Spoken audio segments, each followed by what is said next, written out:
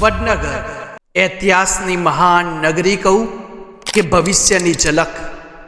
ત્યાંના કીર્તિ તોરણમાં 14મી સદીના ચાલુક્ય વંશના રાજા દ્વારા બનાવાયેલ આ પથ્થરોથી બનેલી મૂર્તિઓ જાણે કોઈ કહાની રજૂ કરી રહી હોય.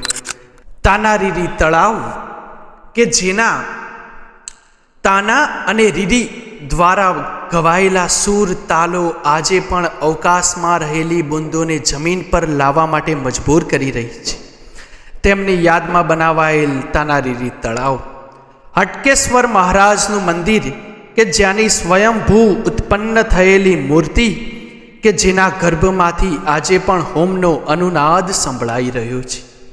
શર્મિષ્ઠા તળાવ, જેને આજે આપણે શર્મિષ્ઠા તળાવ તરીકે જાણી રહ્યા છીએ, તે એક સમયે શર્મિષ્ઠા જેલ તરીકે બનાવવામાં આવેલું, જેને તે સમયના કરોડો લોકોની પ્યાસ બુઝાવેલ છે.